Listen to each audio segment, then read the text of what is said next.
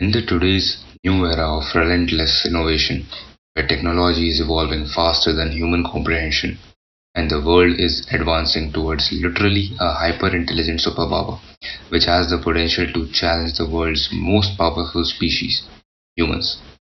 In this ultra-revolutionary era of mass innovations, the most energetic and possibly the upcoming smartest individuals of our planet, the youth, are suffering from a great pandemic of their own, a crisis of purpose, meaning, and identity, which is well known as existential crisis, a silent killer of ambition, an invisible weight crushing your mind.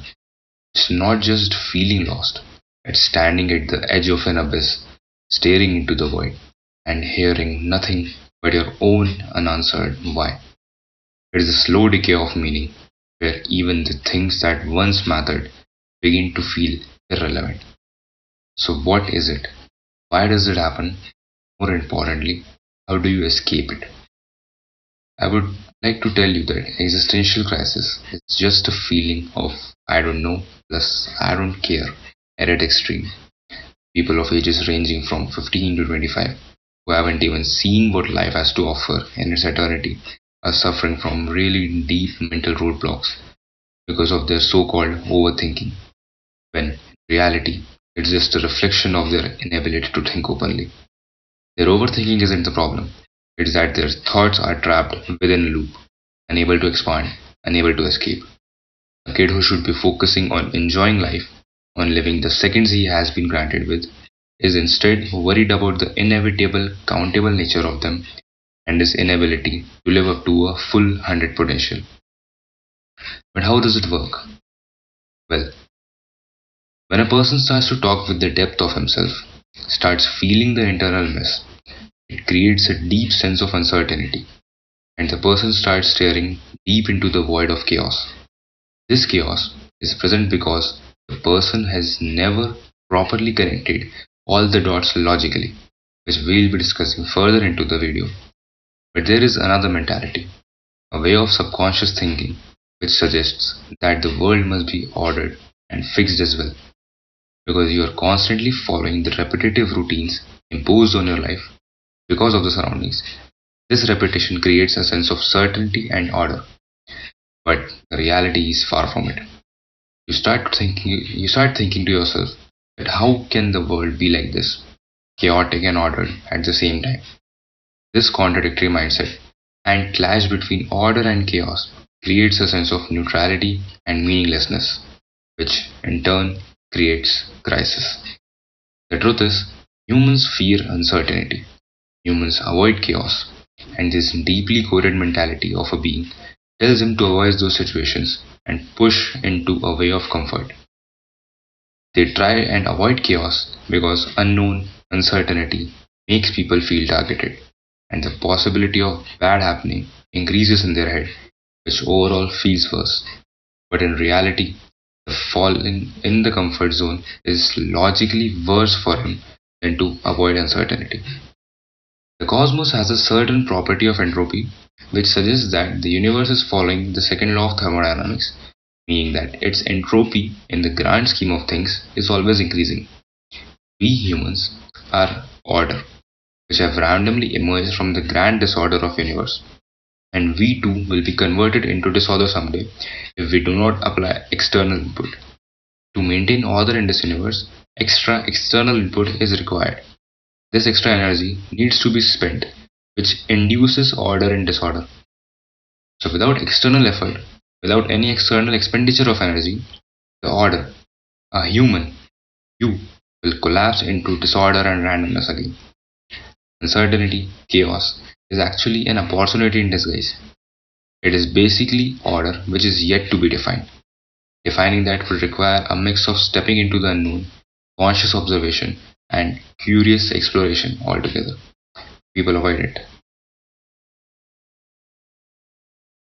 The dot theory teaches that inside a mind of a human, there is a map containing information represented by dots. Imagine a night sky filled to the brim with stars. Some are close, others are far. Some form groups, others live alone. This is the map inside the mind. Those stars represent an individual's knowledge, the information they possess. The information points related to each other are positioned close, while unrelated ones are farther apart.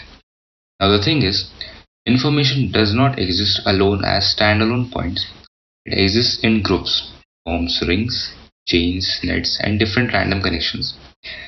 This connection represents the ability of an individual to connect the two pieces of information together by some logical, emotional, or practical association, thus making sense of a bigger picture.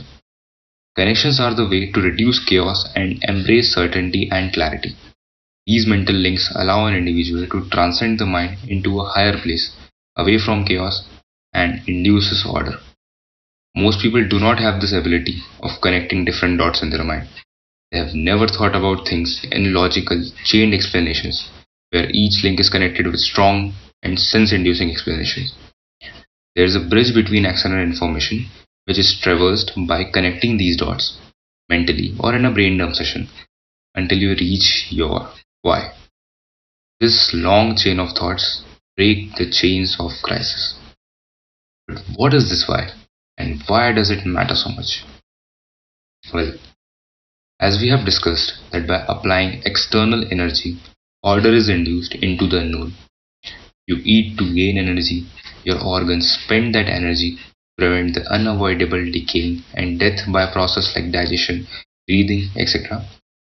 This helps in physical survival, which means maintaining the order in the cosmos's drive to disorder. Similarly, you need to spend energy mentally as well, in the correct direction, in order to break free from the dread and crisis. Let us talk about an example.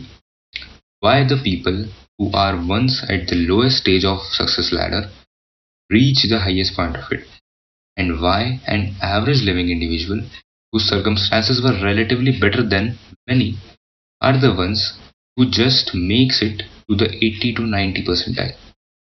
Well, this happens because of one simple thing. The people who actually were really low ones are the ones who have a bigger reason, a bigger explanation, which is deeply embedded into their brains. They have a stronger sense of urgency, will, and reason to turn their dreams into reality. Their why is greater than the long list of excuses, greater than that average individual. And I'm not saying average in a mindset, I am saying average in upbringing, in an environment, and in privileges. All these factors prevent an individual from craving success in the same way as someone who has never had these privileges in the first place. So, what even is the solution? And how to actually find your why? Do that, sit down, take a pen, 10 pages. Define, define, define. Not just scratching the surface, but actual in depth definitions of the smallest details: goals, mindset, morals, ethics, situations, possible ideal lives, possible selves. Do this for at least 3 days. Just think, and dump it all. Now, draw connections between information. Connect every single goal to a why. Why do you need that one goal? Then connect that why to another why. Why is that particular why important in that first place? Then connect it to another why. Repeat, repeat until you reach a core, in depth reason unique to you, a reason deeply connected to who you are.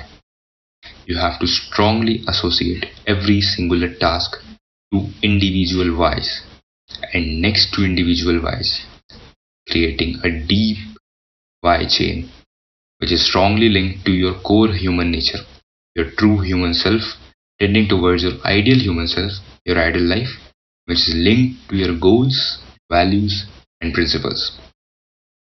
That, my friend, is the way to break out from crisis and tend towards true, meaningful action.